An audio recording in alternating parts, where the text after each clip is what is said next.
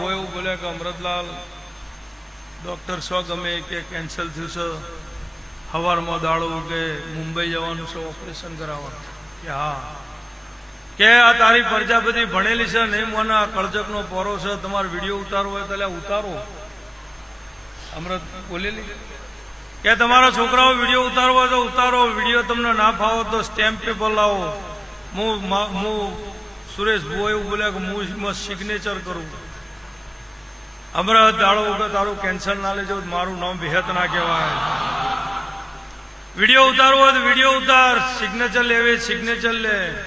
સવારમાં દાડો વગર તારે મુંબઈ જવું છે અને હું વિહત તારું કેન્સર પીવા તારા બાયણા આવીશું. સવારમાં દાડો ઉગ્યો કેન્સર ના લેજો, મારું નામ વિહત ના કહેવાય.